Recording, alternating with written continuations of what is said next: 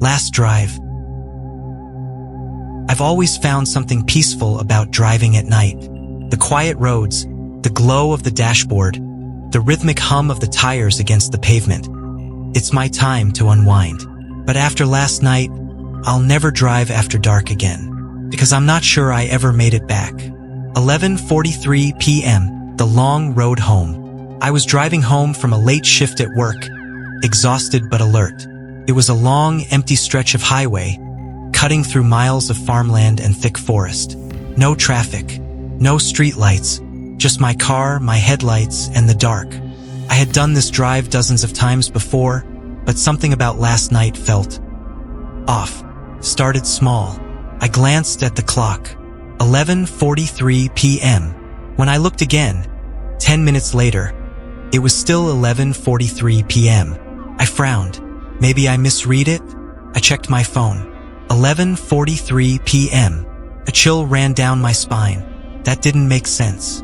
I turned on the radio to distract myself, but all I got was static. Weird. I flicked through the stations. Nothing.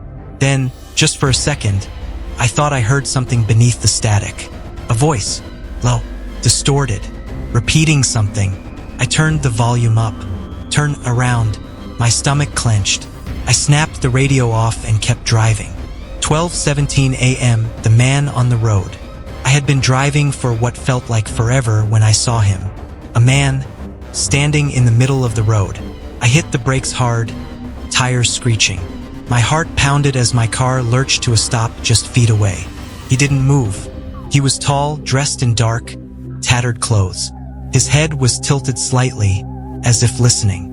But it was his face that sent ice through my veins, because I couldn't see it. Not in the way you can't make out details in the dark. No, his face was just wrong, like my eyes refused to focus on it. Like a smudged painting, shifting and blurred. Then he twitched. Not moved, twitched, like a broken puppet. Couldn't breathe. Then he took a step forward. I slammed the car into reverse and floored it. 12:30 a.m., the wrong turn. I didn't stop, didn't look back, just kept driving. But the road, it wasn't ending. I should have hit a town by now, a gas station, something. But it was just the same endless stretch of highway, flanked by trees that seemed to press closer. Then my headlights flickered, and I saw it, up ahead, the man, standing in the middle of the road. Again, my blood turned to ice. No, that's not possible. I had left him miles behind me. I slammed the brakes, my hands shaking. My breath came in shallow gasps. I looked in the rearview mirror, and nearly screamed. He was behind me too, two of them, standing on either side of the car. I didn't think. I swerved off the road. 12:42 a.m., the forest. My car crashed through the underbrush, branches scraping against the windows. I didn't care. I just needed to get away. Then my headlights went out, and everything went black. I slammed on the brakes, my heart hammering. My hands fumbled for my phone, but the screen was frozen.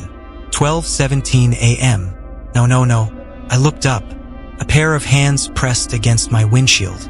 From inside the car, I screamed, scrambling to unbuckle my seatbelt. Then the whisper, low, right next to my ear. Turn back. I spun around. The back seat was empty, but my breath hitched. The rearview mirror, it wasn't reflecting me. It was reflecting the road. And standing there in the distance, the man. Oh? No escape. I don't remember getting back on the road, but I'm driving again. The same empty highway, the same suffocating dark. I checked the clock. 12:17 a.m. I checked my phone. 12:17 a.m. Ahead, in the distance, I see headlights. A car. Hood up. A figure standing beside it. As I get closer, my headlights illuminate the person. He is wearing my jacket, driving my car. He is me. And I watch, helpless, as he speeds past, just like I did before. As I open my mouth to scream, the radio crackles one last time. Turn back. But I know now, there is no way back. Only the endless road. The endless road. I've always enjoyed late-night drives. There's something calming about the empty roads, the low hum of the engine, the way the world feels still. It's my time to unwind, to think. But last night, I learned that some roads aren't meant to be traveled, and some nights never end. 12:17 a.m., the shortcut. I was heading home from my parents' house, a solid 2-hour drive. I should have left earlier, but we got caught up talking, and before I knew it, it was past midnight. I wasn't worried. I'd done this drive 100 times before. About halfway through, I saw a turnoff I didn't recognize. A small, faded green sign read, County Road 41, Scenic Route. I hesitated. I didn't remember there being a County Road 41, but it looked like it cut straight through the woods, possibly shaving off a few minutes. Curious, I turned onto it. The moment my tires hit the pavement, my radio cut to static. I reached for the dial, but the knob wouldn't budge. Annoyed, I flicked it off and kept driving. 12:29 a.m., the lone car. The road was too empty. I hadn't seen a single car since turning onto County Road 41. No houses, no intersections. Just endless, winding asphalt cutting through the dense forest. Then, in the distance, I saw headlights. A car was parked on the side of the road, hazard lights blinking. As I got closer, I noticed its hood was open. Someone stood beside it. A woman. She was wearing a pale blue dress, her back to me, completely still. I slowed down. Something about the way she stood, motionless, made my stomach tighten. As my headlights passed over her, she twitched, not turned, twitched, like a glitch in a video. Her head jerked slightly, but her body stayed frozen. A cold, heavy feeling settled in my chest. Every instinct screamed at me to keep driving. So I did. As I passed, I saw something in my rearview mirror that nearly made me slam on the brakes. The woman was now facing me. I hadn't seen her turn. I hit the gas. 12:45 a.m., the wrong turn. The road stretched endlessly ahead, twisting through the trees. My phone had no service, and my GPS had stopped tracking. I should have reached the highway by now. Then, up ahead, I saw a familiar shape. Parked car, hood open, hazard lights blinking, a woman in a pale blue dress. I slammed the brakes, my heart hammering. No, that's not possible. I passed her miles ago, but there she was, standing completely still. I didn't move. I barely breathed. Then her head twitched again, and she stepped onto the road. Slow, deliberate, blocking my path. 12:50 a.m., no way out. I threw the car into reverse, my hands slick with sweat. My tires skidded as I backed up, trying to put distance between us. Then, my headlights flickered, and suddenly, the road behind me wasn't there anymore. Just blackness, a wall of endless, suffocating dark. My chest tightened. I turned back. The woman was closer. Her face was still obscured by shadows, but I could see her mouth now. It was moving, not speaking, forming shapes, silent words. My radio crackled back to life. A voice, distorted, broken, whispered, "Turn back." I threw the car into drive and swerved off the road. 12:58 a.m., the forest. My car tore through the trees, branches scraping against the windows. I didn't care. I just needed to get off that road. Then something hit my windshield. A handprint, pressed against the glass. Not outside, inside. I screamed. My car veered, tires catching on something, and before I could react, I was spinning. The world blurred, metal groaning, glass shattering. Then, silence. 1:12 a.m., the endless night. I woke to the sound of knocking. Soft, rhythmic. I was still in my car, seatbelt cutting into my chest. The windshield was cracked, the air thick with dust. Knock, knock, knock. I turned, my body aching. The woman in the pale blue dress was standing outside my driver's side window, her mouth still moving. Knock, knock, knock. I tried to move. My body wouldn't respond. The radio hissed. My voice whispered, "Turn back." I forced myself to look at the dashboard clock. 12:17 a.m. I blinked. That wasn't right. I checked my phone. The screen was frozen. 12:17 a.m., the same time I had turned onto County Road 41. My breath came in short, sharp gasps. No. I looked back at the window. The woman was inside the car. She leaned close, her face inches from mine. I finally saw her eyes. They were mine. Oh? The final drive. I don't remember getting back on the road. But I'm driving again. The same empty road. The same suffocating darkness. I checked the clock. 12:17 a.m. I checked my phone. 12:17 a.m. Ahead. In the distance, I see hazard lights flashing. A car, hood open, a figure standing beside it. As I get closer, my headlights illuminate the person. He is wearing my jacket, driving my car. He is me, and I watch, helpless, as he speeds past, just like I did before. As I open my mouth to scream, the radio crackles one last time. Turn back, but I know now, there is no way back, only the endless road. Dead end. I've always loved driving at night. There's something peaceful about an empty road stretching into the dark, the hum of the engine, the glow of the dashboard lights. It's like the whole world is asleep, and I have it all to myself. But after what happened last night, I don't think I'll ever drive after dark again.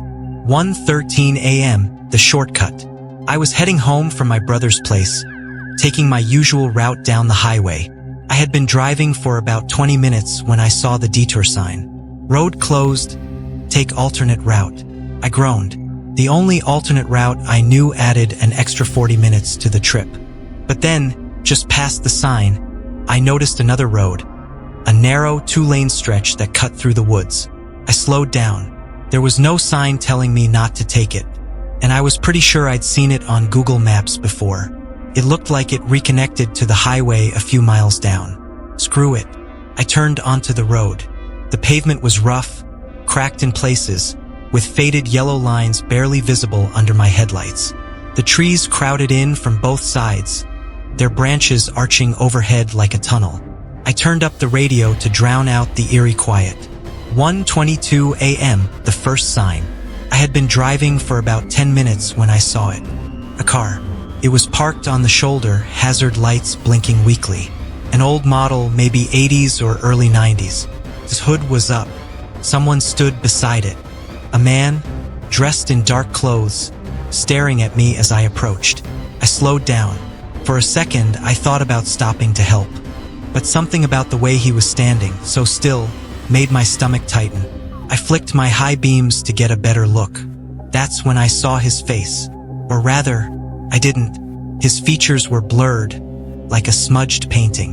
My brain struggled to process what I was seeing. It was as if my eyes refused to focus on him. A wave of unease rolled through me. I hit the gas. As I sped past, my headlights caught something in the trees. Another figure, standing just inside the tree line, motionless. Watching, my hands tightened on the wheel. Just keep driving. 1:30 a.m., the wrong turn. I checked my GPS. No signal. The road stretched ahead, empty and endless. The trees on either side were getting denser, pressing closer. I should have reached the highway by now. I drove faster, my pulse pounding. Something was wrong. Then, up ahead, I saw an intersection. A single, rusted road sign stood at the fork. I squinted as I approached, trying to read it. Dead end. I cursed under my breath. The road to the left was completely overgrown, swallowed by the forest. The road to the right stretched on, disappearing into the dark. I had no choice. I turned right. 1:41 a.m., the car. I drove for another 10 minutes. That's when I saw it. The car. The same car. Hood up. Hazard lights flashing. The man still standing beside it. Impossible. I had passed it miles ago. I slammed on the brakes, heart hammering. I looked in my rearview mirror. The road behind me was empty. I turned back. The man was gone, but the car's hazard lights were still blinking. I inched forward, scanning the trees, my breath shallow. The moment my headlights swept over the woods, the radio burst to life. Loud, crackling static filled the car. Then, a voice, low, warped. Turn around. I slapped the radio off. My skin was ice cold. I pressed the gas, speeding past the car without looking back. 1:55 a.m., the figure. The road stretched on. No turns, no landmarks, just the same endless stretch of pavement, the same suffocating trees. Then my headlights flickered. I cursed, tapping the dash. And that's when I saw it. A figure standing in the middle of the road. I hit the brakes, tires screeching. The car skidded to a stop just feet away. The figure didn't move. It was the man from before. But this time I saw his face. His skin was wrong, grayish, stretched too tight over his skull. His eyes were sunken, hollow black pits. His mouth hung open, lips torn at the edges. And then, he tilted his head. Not like a normal person. Too far. Too fast. I threw the car into reverse, my hands shaking. The moment I did, his mouth moved. Not in words, just moving, silently forming shapes. Then the radio crackled again. "You shouldn't be here." The voice wasn't his. It was mine. A distorted, warped version of my own voice. Then he took a step forward. I floored it. 2:10 a.m., no escape. I drove blindly, speeding through the dark, my hands locked on the wheel. I didn't care where I was going. I just needed to get out. The trees blurred past. My headlights flickered again. Then, a shape in my rearview mirror. The man, sitting in my back seat. His face was inches from mine, grinning. I screamed, the car swerving wildly. Then the headlights cut out completely, and everything went black. Oh? The end. I woke up to the sound of knocking. Sunlight streamed through my windshield. My car was parked on the side of a completely different road. A familiar one. The highway. A state trooper stood outside my window. I rolled it down with shaking hands. "You all right, son?" he asked. I swallowed hard, my throat dry. What happened?" The officer frowned. "You tell me. We found your car sitting here, engine off, doors locked. You've been missing for 2 days." My heart stopped. That's not possible," I whispered. The officer gave me a strange look, then handed me something through the window. A rusted road sign. Dead end. I stared at it, my blood turning to ice. Then my phone buzzed. One new message. No sender. No number. Just 2 words. "Turn around." The last night drive. It started like any other late-night drive. I had just finished a long shift at the diner, exhausted but eager to get home. My usual route took me down the highway, but tonight roadwork had forced me onto Old Mill Road, a narrow, winding stretch of asphalt cutting through miles of dense forest. I had never liked Old Mill Road. Something about it felt wrong. It was always too dark, too quiet. The trees pressed in from both sides, their gnarled branches arching overhead like skeletal fingers. And worst of all, no one ever drove it this late. I checked the clock. 1:37 a.m. I sighed and adjusted my grip on the wheel. Just keep driving, I told myself. It's just another road. But deep down, I knew this night would be different. The further I drove, the more uneasy I felt. The headlights cut a narrow path through the darkness, but beyond that, the forest swallowed everything. Then I noticed something strange. My headlights should have been illuminating the reflective mile markers along the side of the road, but they weren't there. I frowned. Had I taken a wrong turn? No, that wasn't possible. There were no turns on Old Mill Road, just a straight shot through the woods. Then, in the distance, I saw it. A car. Its taillights glowed faintly in the darkness, barely moving. It was crawling down the road, just ahead of me. I slowed down, keeping a safe distance. Something about it felt off. The car was old, maybe a 70s model, its paint rusted and faded. Its windows were tinted so dark I couldn't see inside. No license plate, no visible driver. A shiver ran down my spine. I eased my foot off the gas, letting the gap between us widen. Then the car's brake lights flared. It had stopped. I swallowed hard, my pulse spiking. I couldn't go around it. There wasn't enough room. The road was too narrow, hemmed in by dense trees. I flicked my high beams. Nothing. No movement. I waited. 30 seconds. full minute. Still nothing. I tapped my horn, just a quick beep. The car's reverse lights came on. My heart nearly stopped. It was backing up, straight toward me. 2. I slammed the car into reverse, my tires skidding as I backed away. The old car followed, creeping toward me at an agonizing pace. I pressed harder on the gas. My own car lurched backward, tires struggling to grip the uneven road. The headlights illuminated the ancient vehicle's rusted bumper, creeping closer and closer. Then a sudden impact. I had hit something. My head snapped forward as the seatbelt locked. My rearview mirror showed nothing but darkness. Couldn't go back. And the car was still coming. My breath came in sharp, shallow gasps. My fingers trembled on the steering wheel. I had no choice. I threw the gear into drive and floored it. My tires screamed against the asphalt. My headlights caught a final glimpse of the old car's grille, twisted and rusted. Its hood dented like something had slammed into it over and over again. Then I sped past it. For a moment I thought I was free. Then my radio crackled. First it was just static. Then, beneath the hissing noise, I heard it. A voice, whispering. I couldn't make out the words, but the tone. It was pleading, desperate. I reached for the dial, my fingers shaking, but the moment I touched it, "Help me!" The voice screeched through the speakers, distorted and raw. I jerked my hand away like I'd been burned. The headlights flickered, and then I saw it. Something was in the road. A figure. I slammed on the brakes, my car skidding to a stop. My headlights cut through the fog, illuminating a woman standing dead center in the road. She was barefoot, wearing a tattered nightgown stained with something dark. Her hair was long, tangled, hanging over her face. She didn't move. I gripped the wheel so hard my knuckles turned white. My heart pounded in my ears. Then she lifted her head. Her eyes were wrong, wide and sunken, staring straight through me. Her mouth moved, forming silent words.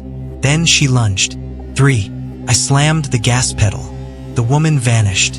No impact, no thud, just gone.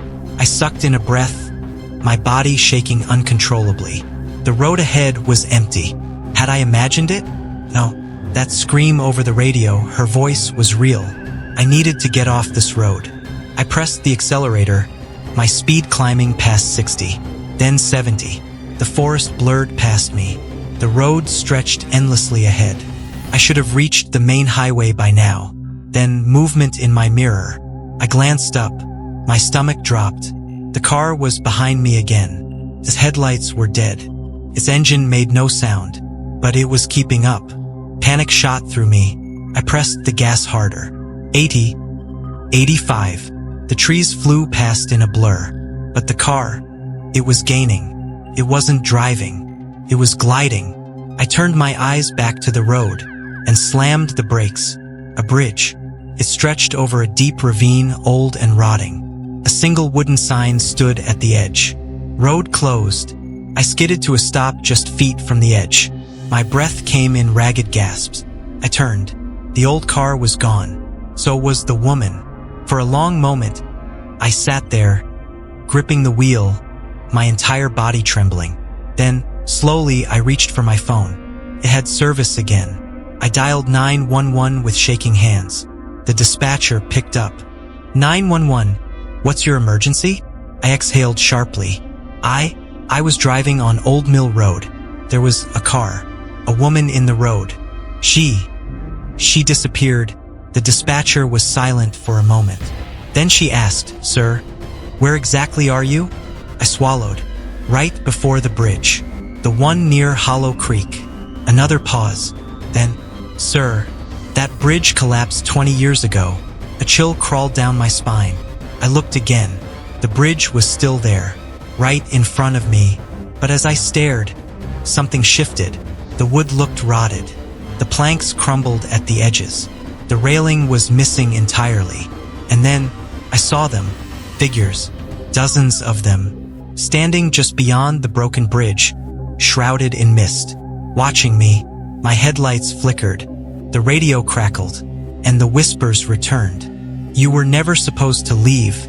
The last thing I remember before the world went dark, was the old car's headlights blinking back on.